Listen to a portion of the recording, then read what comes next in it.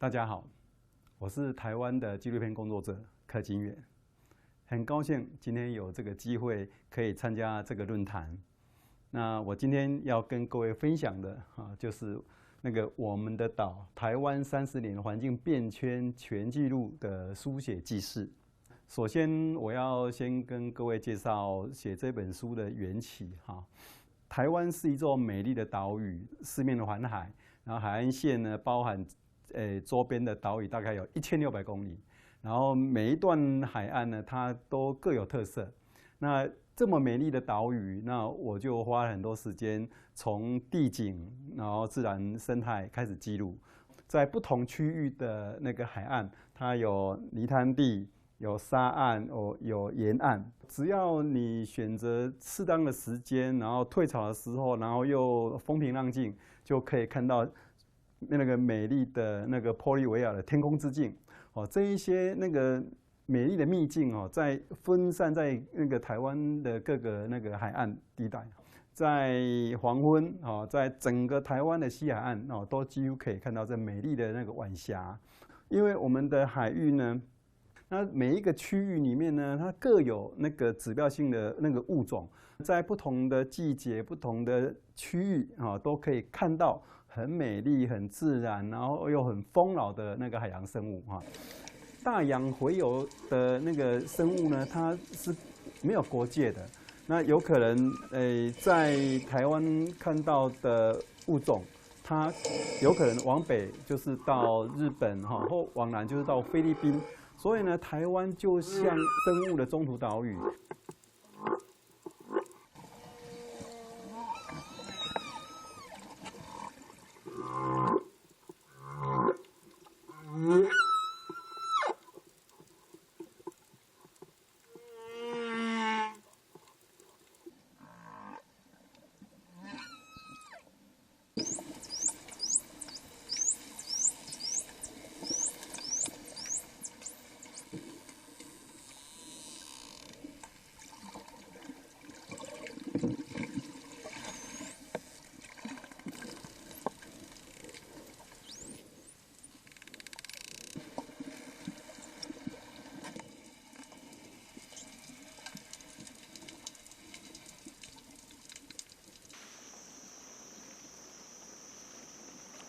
我们一直在追踪不同的物种它到底如何的迁徙的路线。那台湾扮演一个很重要的一个角色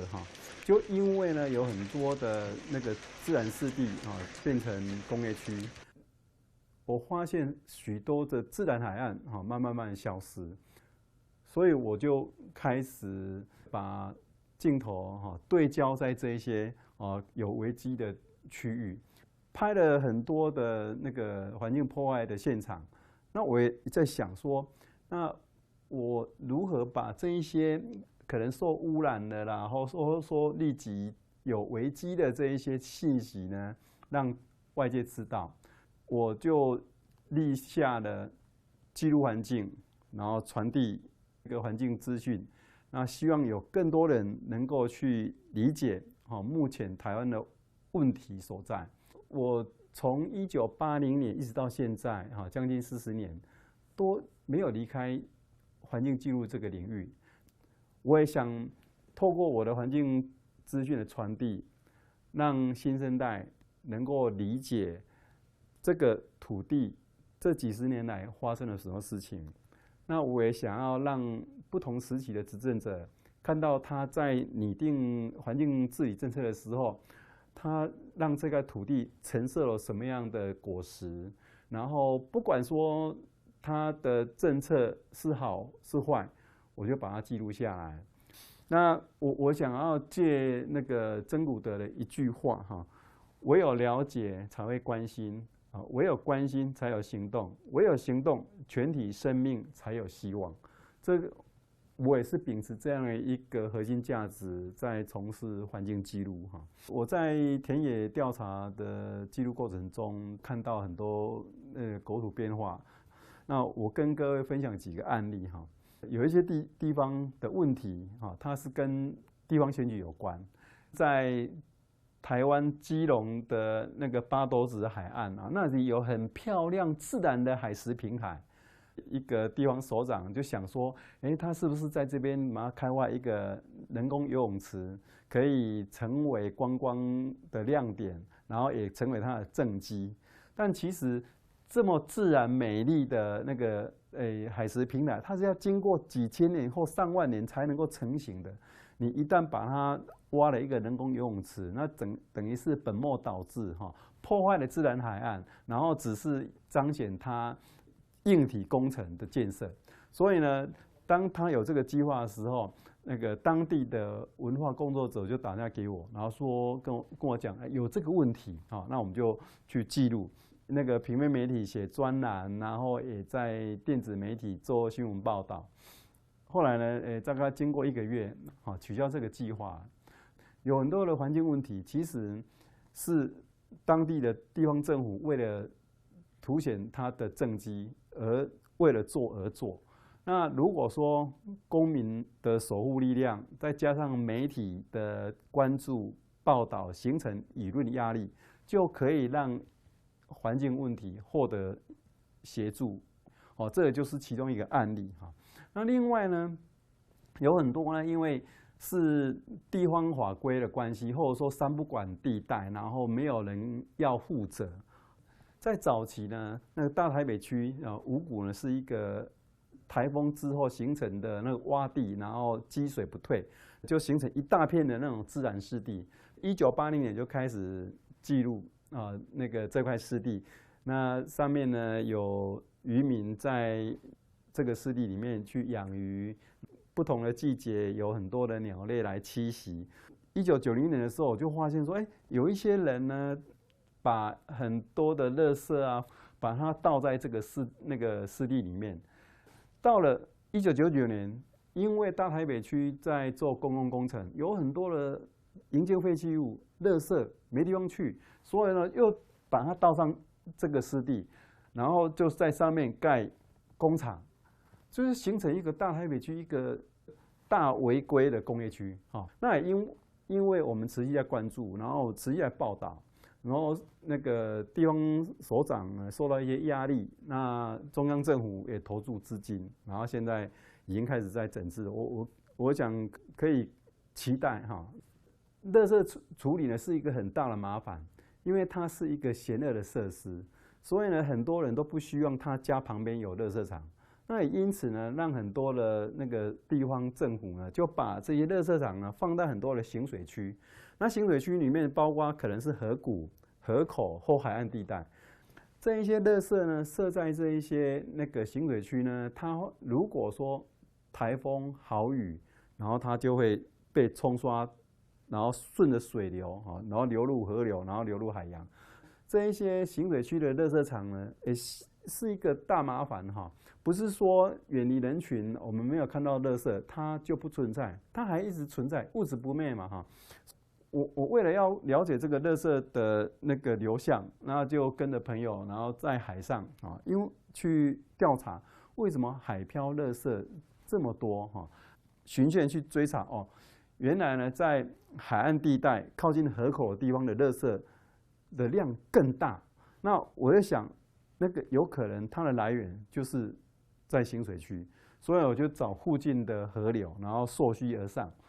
果然呢，在山区里面，就是离海岸大约直线距离在约3公里的地方，就看到一个很大的一个垃圾山。看到以后就把它拍照，然后我就放在那个部落格上面。有一些那个读者呢，他就把它转寄到那个地方首长或相关管理单位的信箱。那这些首长看到这个有人呢转寄这一些那个环境问题的时候呢，他就派人去追查这个主责的单位是什么。经过2年的折冲以后，2008年然后清除掉了。一张照片可以让一座垃圾山消失这就是在做环境记录的时候有很棒的一个回馈虽然说它已经获得解决，那我们每一年我们还是回去看这片山区是不是还有那个违法的事情那到目前为止那还保持得不错还要再跟各位分享一个案例哈。有一些海岸地带的开发没有经过很好的评估，然后往往呢因为这一个工程，然后就会产生另外一个问题。那嘉义好美寮就是其中一个案例哈。那在1990年的时候，我就已经发现说，这个海岸怎么开始出现侵蚀现象？那我就开始去关注它，然后去调查，然后我就去找了一个瞭望哨哈，当做我的记录的地标。那各位可以看到，2002年哈，然后再隔个2年，它的瞭望哨旁边的黄蜂林都已经被掏空了，然后再来它隔1年来看，它倒掉了哈，然后再隔1年来看，它已经被沙埋了，已经沉没在海床上。这4张照片就凸显了这一块海岸发生了什么问题，然后在短短这4年间，它已经消失了这个几十公尺的土地啊。各位看到这4张照片呢，就可以知道说，我们在做环境记录的时候，需要比较长的时间，然后甚至是定点、定时去记录。那像这4张照片就可以很清楚的看到，这段海岸这4年里面发生了什么问题。那我们看到这个案例呢，就让我们去思考，到底什么原因让这一段海岸这么快速的消失。所以呢，我就调了很多资料，原来发现它这个严重侵蚀的地方是在这个沙洲哈，然后呢，它的北边在做一个综合开发计划，然后南边有一条主要的疏沙的来源哈，这巴掌溪在做治理，然后因为它出现侵蚀，然后所以就海岸防护工程就在它的前端就开始做离岸体，导致呢它的沙源的补充呢更加不足，然后所以才会这么快速的产生侵蚀的现象。经过我们的调查，好美寮湿地的问题就出在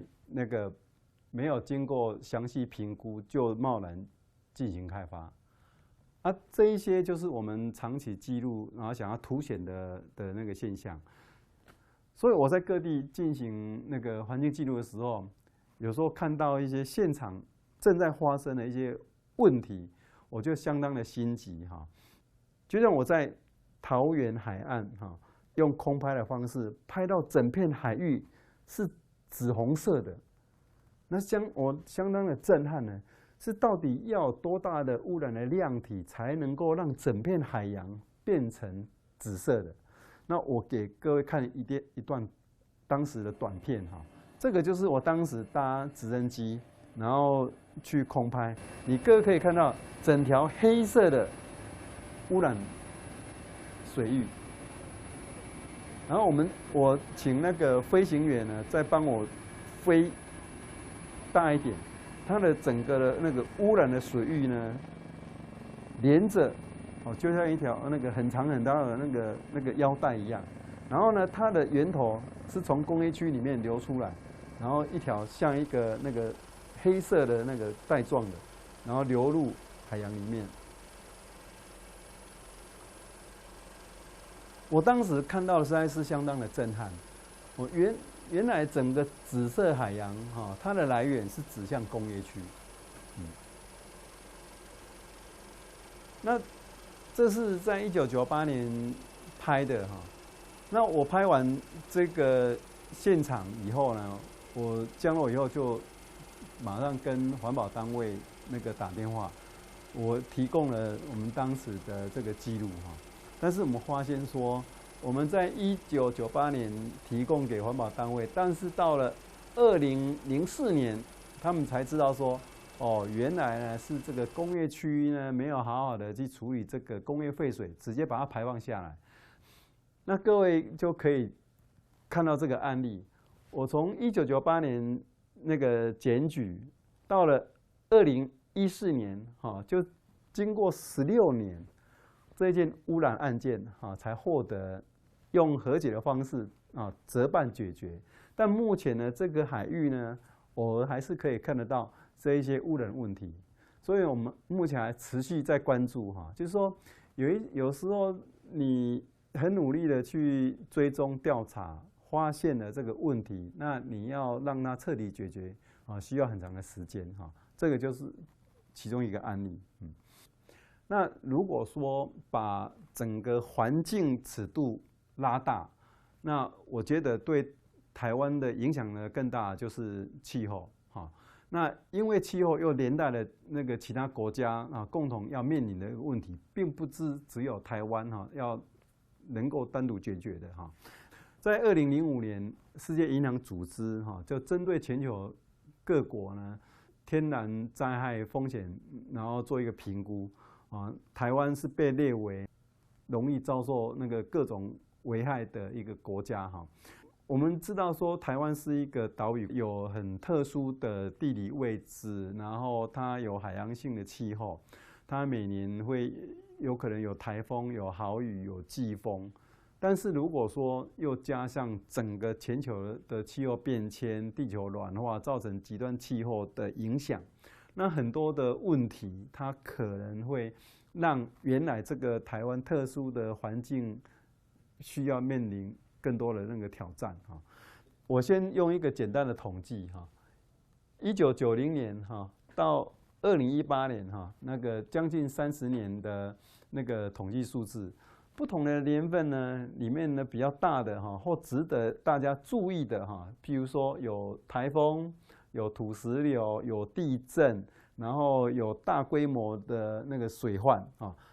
那中央研究院的学者也提出了一些警告，因为极端气候，然后强降雨的关系，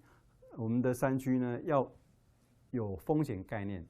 几乎很多地区啊，它都有土石流风险。那我们来看看哈这个记录的。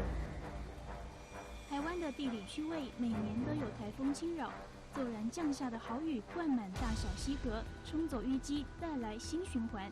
这原本是自然运行的现象，但是当人们铤而走险，在土石洪流必经之地落脚谋生，灾难必然一触即发。希洛克台风在南投山区降下豪雨，滚滚洪水从高山奔流而来。芦山地区的讨罗湾溪无法容纳爆洪，大水整个蔓延到原有河道的3倍宽。昔日繁华的温泉区严重受创，屋倒、桥毁，60多家温泉旅馆的1楼都淹没在恶水当中。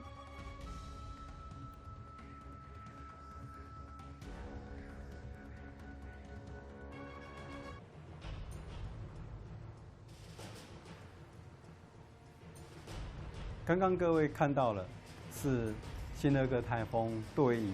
那个芦山温泉的影响。那其实呢，我们从1994年记录那个芦山的过程呢，就有几件事情相当值得注意哈。各位可以从这3张照片可以看得到哈，我从不同的角度来拍。这个红色的餐厅就刚好位于那个河川的攻击坡。所以把它的地基整个掏空了，所以我又从比较高的角度来看这个餐厅的时候，它其他周边的啊都已经是属于河流的行水区。后来呢，就有人呢看上了这一块那个地基，然后盖了一座启力饭店哈。那但是呢，启力饭店在2004年还在营业的时候呢，没几年哈，再来一个新的个台风，它同样的一个问题哈，一样是河川从它的地基掏刷，然后整栋的饭店就倒下来啊，倒在那个河船上面。所以呢，各位可以看得到，如果说当时这个投资者能够知道说这个就是一个河川转弯的攻击坡，他会不会再做同样的选择？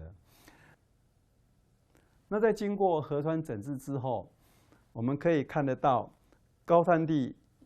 又回来了，然后上面又摆了一个后柜屋。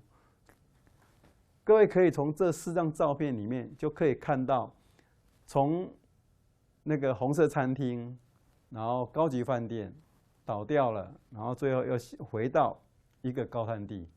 当地的老人就讲了一句话：河水不会忘记他曾经走过的路。这个餐厅或饭店都是盖在河水在行走的地方，所以我们不清楚什么时候那个河流会把它的土地要回去，这就是一个很明显的例子。中研院的另外一个学者，他也提出了一些那个警告，因为那个地球暖化，海平面上升，那台湾四面环海，很多低洼地区，尤其是海拔5公尺以下的区域，很容易遭受淹水的危害。那我要跟各位分享我那个长期记录的一个村落的故事哈。那个嘉义东石网寮村，它原来呢是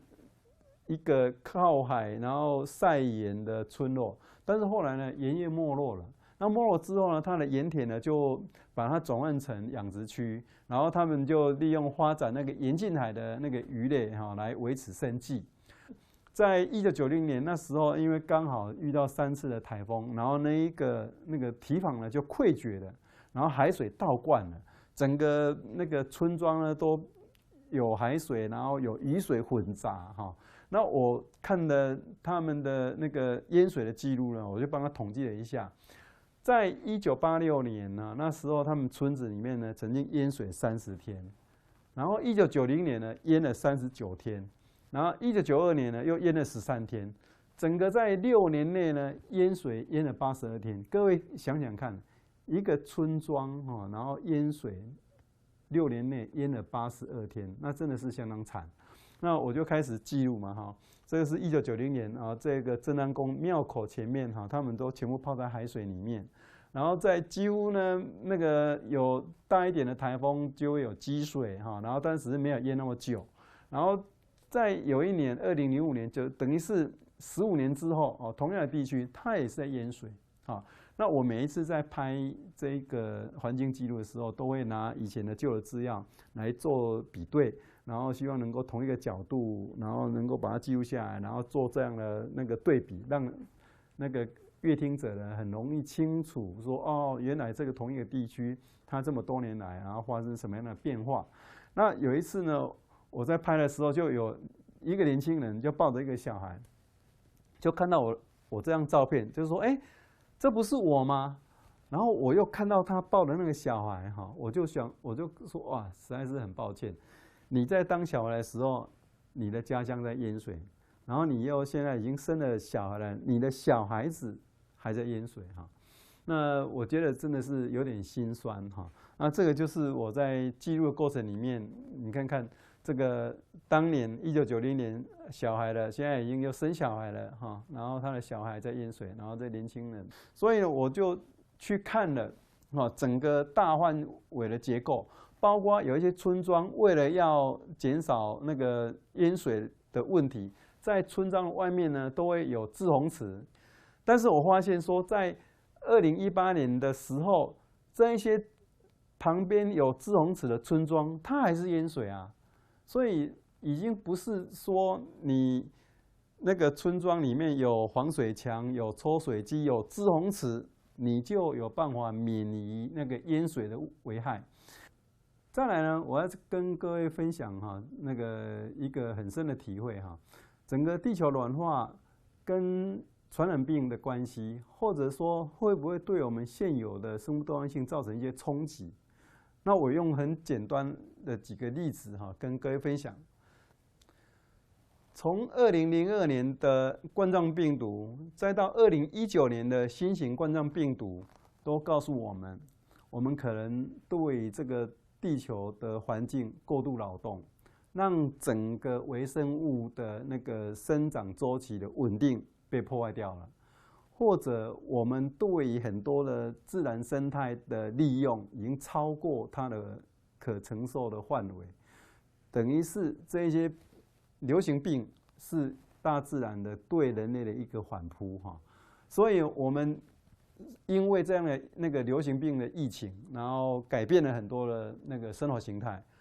然后我们的一般的生活必须要带很多的防护啊。甚至有很多的区域都不能进入。那像国家领导人，他都开始要做很严密的防护。这一些生活的改变，也让整个全球的流动停止了哈。所以呢，我们看到这20年来，这2大疫情的这个影响，我们要好好思考，我们到底对这个地球造成什么样的一个伤害？哈，那我们要一点一点的去反思哈。就像说，我们现在天气太热，海水温度上升，我们的珊瑚就可能会白化死亡。那有可能呢，只要一个季节，然后就会让水温快速降低，然后因为过低，然后很多让表层的生物冻死死亡。各位会觉得实在是这个地球是不是发生了一个什么样的问题？一下子热，一下子冷，而且相隔不到半年。去年来看，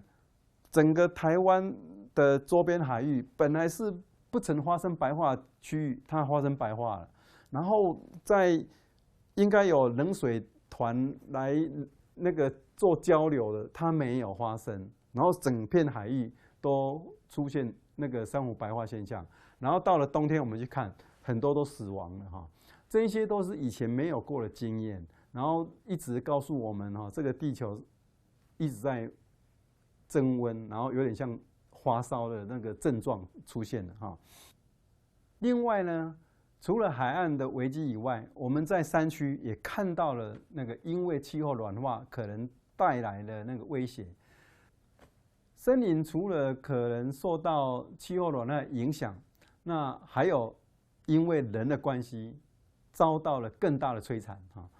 我们从历史来看哈，那个1912年之前就有一波的大伐木，然后呢1912年之后是珍贵性的木材，然后1950年呢几乎全面性的利用。所以台湾近100年来的森林呢，遭受到很大的一个摧残蹂躏哈。那接下来近代就又过度的利用哈，包括早期的农业区，包括近期的观光区，都进入了这个中高海拔以上的区域，让这些环境呢100多年来都没有办法得到喘息的机会哈。森林被过度利用哈，它会带来一些环境灾难。然后本来居住在森林里面的生物也会流离失所，像各位看到的这些物种，有很多因为森林的消失，然后它们的栖息地或觅食环境受到很大的扰动。像黑熊，它已经是濒临绝种的一个物种。未来人类需要改变它的生活形态，重新形塑新的价值。那未来的出路是什么？我认为我们必须要追求环境永续，这是人类必须共同努力的目标。我们现在那个很多的公害问题、环境问题，就从一些环保单位的统计数字，我们就可以看得到现在的那个面临的挑战。前3名就是环境卫生，然后噪音，还有空气污染。所以我们必须要重新去思考，改变我们的生活的形态，甚至是我们的生活方式都要跟着改变。譬如说，当我们太依赖一些那个石化产品的时候，我们是不是要降低它的需求？那我们的交通我们的能源的使用，我们是不是要再做思考？譬如说，我们现在已经慢慢让化石燃料的那个发电方式改为那个风力发电，或者说太阳光电发电，但是它这2种属于再生能源的发电方式，它对环境还是会有冲击啊，所以我们也要降低能源的使用方式哈。然后再来就是说，我们要做一个负责任的消费者。你在进行每一笔消费的时候，你要思考一下，你会不会因为你这个消费而让哪一个物种受到影响？或者因为你这一笔消费间接的那个助长了这个污染者继续污染环境，所以我们可以用消费行为来改变或促使一些污染者改善他的做法。从事环境保育可以依据你的能力去选择你最容易、最安全的一个参与方式。那如果说一般人比较容易做得到的，就是协助那个正确的资讯传播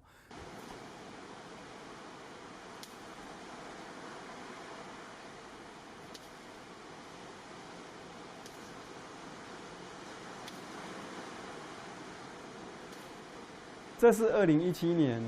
那个一位学者在圣诞岛拍到一只母海龟在垃圾堆里面产卵，然后他等到那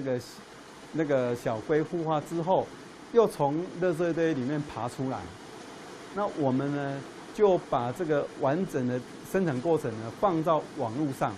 然后经过很多人的转记之后，我们来看一下统计。在2017年12月26号我们上传，到今年8月份的统计，我们触及的人数呢大概有400多万哈，然后观看有100多万，然后那个有分享的、留言的、有互动的大概有18万。那国际媒体看到我们的那个短片，然后就分享了。英国 BBC20，它的那个观看人数呢有3300多万人次，然后呢互动有11万，然后留言就有9000多则。这么大的网络声量呢，就促使了那个澳洲政府的重视，就派人去把这一段海岸清干净。各位想一下，你只要透过你的手指头，然后滑滑手机，然后转寄一下那个信息，然后按个赞、按个分享、做个互动，就增加了这个网络的声量。那这个声量就代表了那个公民的集体的力量。那你各位想一下，你只是这样滑滑手机，然后转寄分享，就能够让印度洋边陲的那个海滩的垃圾清干净，这是不是很强、很厉害啊？以上是我跟各位分享的一些工作经验哈，还有我所看到的一些案例。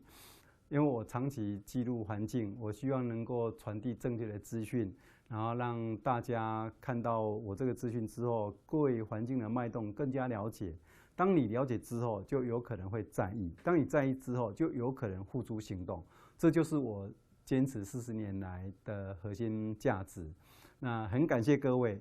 有这个机会在线上跟各位交流，谢谢大家。